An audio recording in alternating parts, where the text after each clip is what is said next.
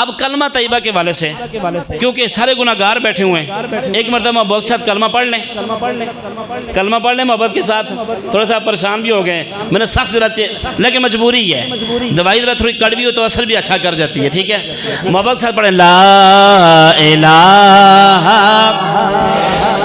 اچھا ہاتھ کھڑے کر کے نہیں، ایک منٹ، میں نے آج حدیث پڑھی ہے، یقین کریں اس حدیث نے نا جھنجھوڑ کے رکھ دی ہے مزے کے ساتھ، اور میں حدیث بھی آپ کو انشاءاللہ کلمے کے بیان کرتے ہوئے سناؤں گا، لیکن آپ نے نا ہاتھ کھڑے کر کے کلمہ پڑھنا ہے، لا الہ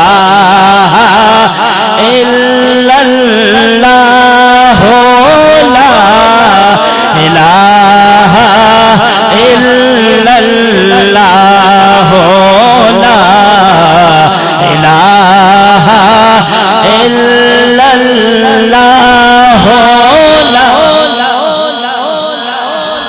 مسند احمد کے اندر بڑی خوبصورت روایت موجود ہے۔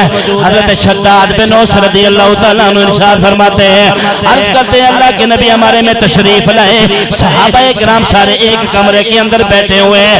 اللہ کے نبی نے فرمایا او صحابہ ہمارے میں کوئی غیر تو نہیں ہے؟ وہ کہتے ہیں غیر سے مراد جہاں تھا کہ کوئی کافر تو نہیں ہے۔ صحابہ نے عرض کیا اللہ کے نبی ہمارے میں کوئی بھی غیر نہیں ہے۔ مصطفیٰ کریم نے فرمایا دروازے کو بند کرو۔ جب دروازے کو بند کر دیا گیا، اللہ کے نبی نے فرمایا بلند آواز سے کلمہ پڑھو، بلند آواز سے کلمہ پڑھو۔ یہ بھی نہیں، ساتھ امام الانبیاء نے فرمایا دونوں ہاتھوں کو بھی اٹھاؤ۔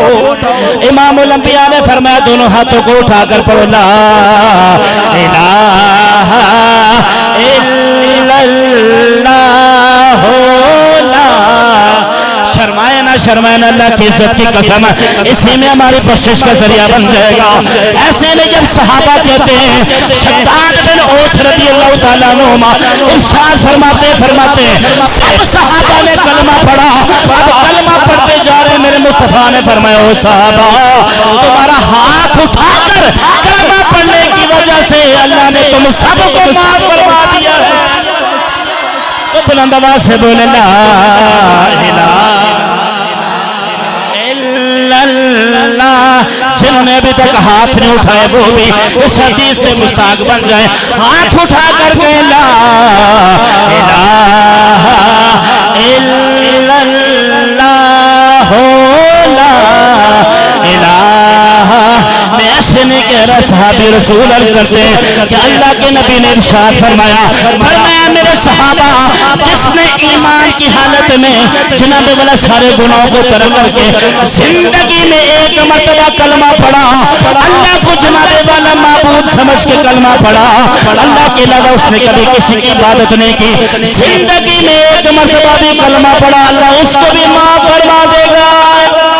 لا الہ الا اللہ، لا الہ۔ یہ ابھی کی بات نہیں ہے، ابھی کی بات نہیں ہے۔ نوح علیہ السلام کا دور آپ پڑھ کر دیکھیں، نوح علیہ السلام نے اپنے بیٹے کو پاس بلایا اور بیٹے کو پاس بلا کر کہا بیٹا ہمیشہ میری دو نصیحتیں یاد رکھنا۔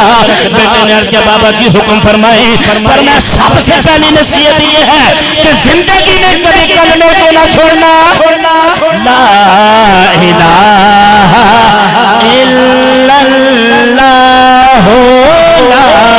بزرگوں کے ہاتھ نظر آ رہے ہیں لیکن نوجوانوں کے ہاتھ نیچے ہیں، اور نوجوان تو کبھی کسی کام میں پیچھے نہیں رہے۔ جب بھی ہم نے محفل کروانی ہے تو سیر فہرست نوجوان نظر آتا ہے۔ اگر جناب والا بس میں سفر کرنا ہے تو نوجوان اپنی کرسی سیٹ چھوڑ کے سائڈ پر ہو جاتا ہے، عورت اگر راستے میں سے گزرے تو انشاءاللہ نوجوان اپنی آنکھوں کو نیچے کر لیتا ہے۔ لیکن آج مجھے نوجوانوں کے ہاتھ اونچے نظر نہیں آ رہے، بلند آواز سے اور ہاتھوں کو اٹھا کر پڑھیں لا الہ الا اللہ، لا الہ الا اللہ۔ میں ایسے نہیں کہہ رہا، امام الانبیاء نبی پاک صاحب الولاد سیاہ افلاک کے غلاموں، میرے نبی نے فرمایا میرے صحابہ جنت کی کنجی لا الہ الا اللہ، لا الہ الا اللہ، لا الہ۔ آخری بات کیا کرے اجازت چاہوں گا.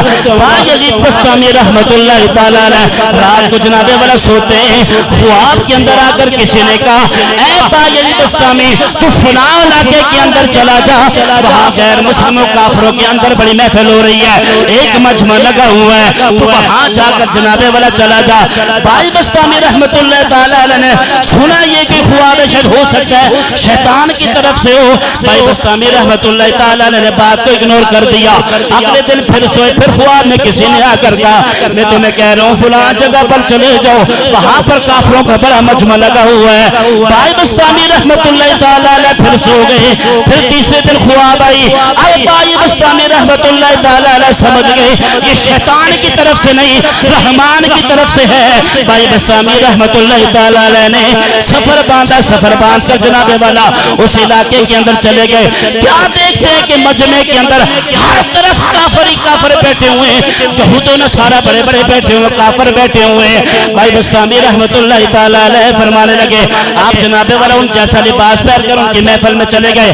اب جب محفل میں چلے وہ جس بندے کا انتظار کر رہے تھے وہ آیا, آ کر جناب والا اوپر تخت پر بیٹھا اور زبان کھولنے کی بڑی کوشش کر رہا ہے, لیکن وہ کافروں کا بڑا جو ہے اس کی زبان سے کچھ بھی نہیں نکل رہا. لوگ بڑے حیران ہیں, پریشان ہیں کہ اس کے منہ سے کوئی بات کیوں نہیں نکل رہی. پھر اس نے کہا او لوگو ان کافروں کے بیچ میں ایک محمد کا غلام بیٹھا ہوا ہے, ایک محمد عربی کا غلام بیٹھا ہوا ہے. اب اس کافر نے کہا او محمد کا واسطہ تمہیں, او غلام تمہیں تیرے نبی کا واسطہ کھڑا ہو جا. باجزید بسطامی رحمت اللہ تعالی علیہ کھڑے ہو گئے. اس نے کہا میرے پاس آ جا, میرے کچھ سوالوں کے جواب دے. 61 سوال اس کافر نے جناب والا باجزید بسطامی رحمت اللہ تعالی علیہ کو کیے. آپ نے 61 سوالوں کے جواب دیے. اب آپ نے فرمایا او کافر تو نے میرے سے 61 سوال کیے, اب میں تجھ سے ایک سوال کرتا ہوں تو اس کا جواب دے دے. آپ نے کہا جی آپ فرمائیں کیا سوال کرتے ہیں. باجزید بسطامی رحمت اللہ تعالی علیہ نے فرمایا مجھے یہ بتا آسمان اور جنت کے خزانوں کی چابی کیا ہے. وہ بندہ فوراً بول اٹھا ایک اس کے بعد کہ لا الہ الا اللہ لا الہ الا اللہ. جب کافر نے اونچی آواز سے کہا تو مجمع کے اندر جتنے بھی لوگ تھے سب نے بلند آواز سے کلمہ پڑھا اور سارے کے سارے مسلمان ہو گئے. ایک کلمہ پڑھا اسلام میں داخل ہو جاتا ہے تو بلند آواز سے کہے لا الہ الا اللہ لا الہ الا اللہ محمد الرسول.